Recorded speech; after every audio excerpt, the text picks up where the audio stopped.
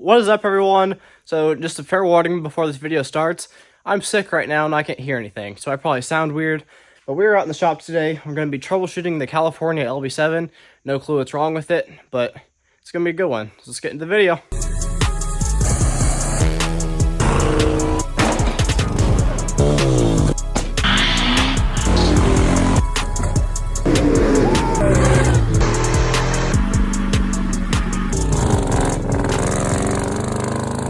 If you're new to the channel, you're probably wondering why I'm going to do all this. So this is a California LB7. You can watch the whole thing in the last video. But basically, it does not run. It shut off at a gas station and won't run again. There's evidence of the wiring harness being on fire. A bunch of the emission stuff is messed up. So there's a lot to go through. But right now, the key does not work. Nothing works. I tried to jump the starter with 200 amps. That didn't do anything. So the motor turns over by hand. So I think the starter, for one, is bad. That's probably just because it sat for 7 years, though. But there's just a lot to dig into. But for right now, I'm just going to get the front clip off, and we'll go from there.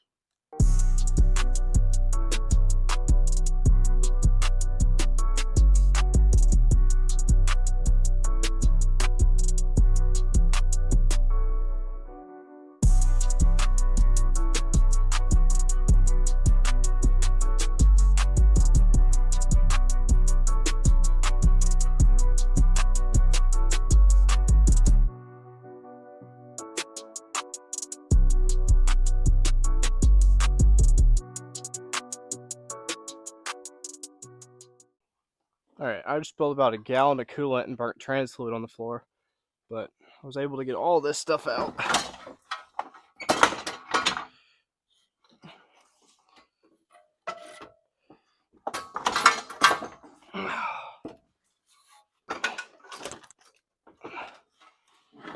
Starting to get mad.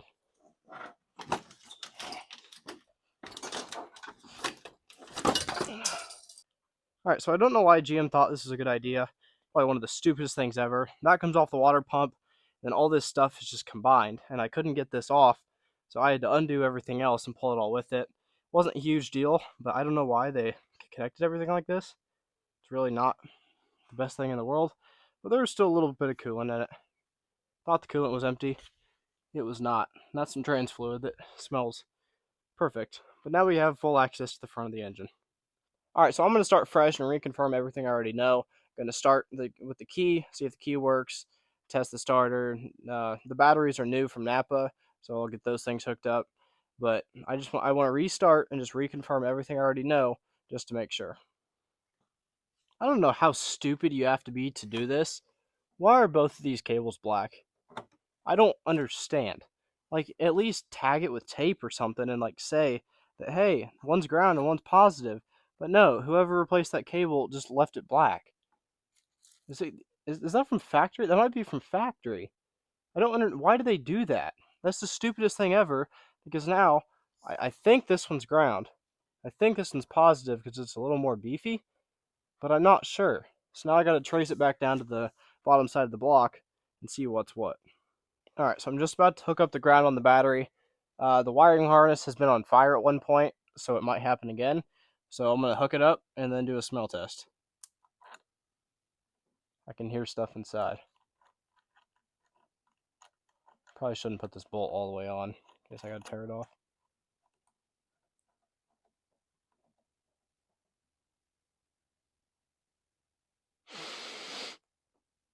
I'm sick and can't smell. That's an issue. Okay, so the batteries have been hooked up for about 2 minutes. I'm going to see if it cranks over. Oh, God, I forgot what it smells like in there. Wow. 2 cleanings and ozone's layer, it does not get better. I'm not leaving this door open, I'm going to have to. Okay, we got lights on the dash. Just a click at the starter. It won't turn over, so I'm going to go give this starter a little persuasion. If this doesn't work, it's probably going to be bad, or I'll have to test power at the starter, and then the ignition, obviously. Let me give her a tickle.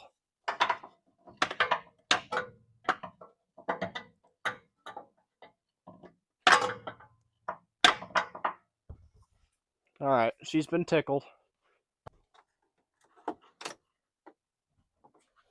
Still nothing. so I'm going to do what everyone tells me not to do and jump the starter. I gave her another nice little tickle. I think I might have accidentally cracked the housing, but hopefully this works. Let's see.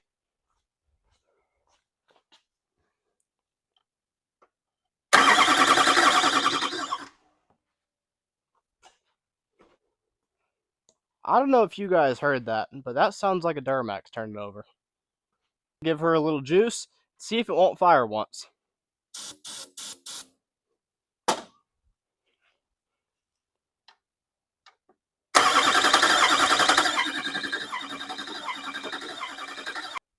I'm an idiot. I just sprayed ether into the turbo when the intercooler isn't hooked up. So basically, it was just air spitting out there. So I need to put it into this pipe for it to actually go into the intake. So let's try that again, now that I used my brain.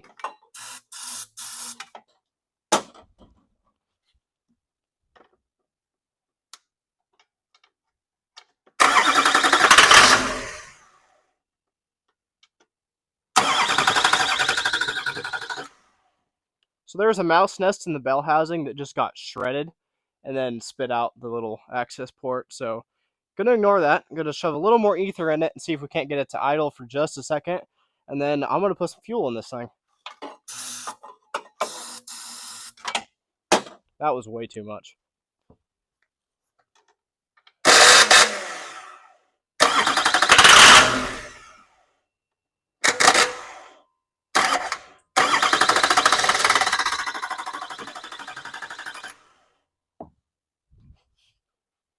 Okay, so that is a lot of smoke. But I'm gonna go grab some fuel, put it in the tank, see if we can't get everything bled. It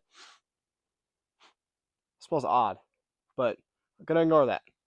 Alright, so I hate to pause the video here, but it's time to give a word to today's sponsor, Auxito LED. So that is what it looks like before the new headlights. That is what it is like after. Dude, these things are bright, bright.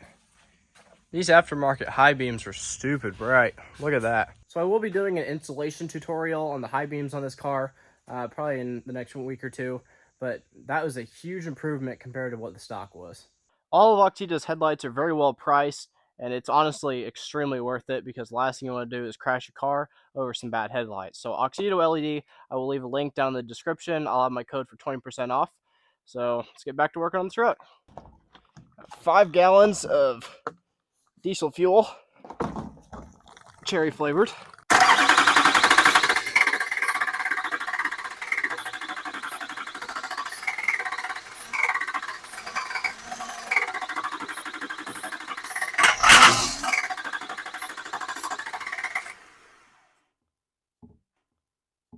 Okay, so that kind of went good.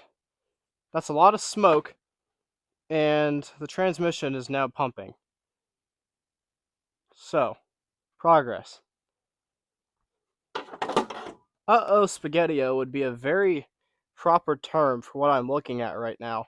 So, I don't know if you can see it on camera or not, but there's fuel. I think it's fuel. Yeah, there's fuel all over the top of the motor. So, there's no AC in it, so I think what I'm going to do is take off the AC compressor. There's no coolant in it, so I can take this off. So unfortunately, I lost a few clips because my mic died. But basically what happened was there was a fuel line right here that was loose, so I kept losing prime. But then I tightened it, and I still lost prime, but that doesn't leak anymore.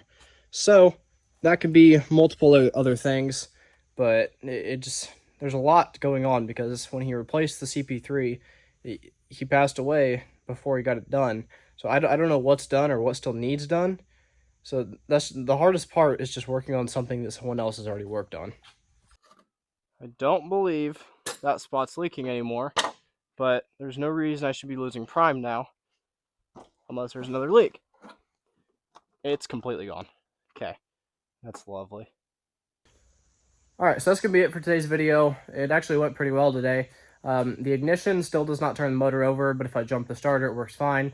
So that's probably the ignition itself or wiring somewhere, because there was mice in this truck. So that's always a big thing, is the mice. But I can barely hear anything right now, so I'm going to go ahead and go inside. But thank you guys for watching. See you guys later.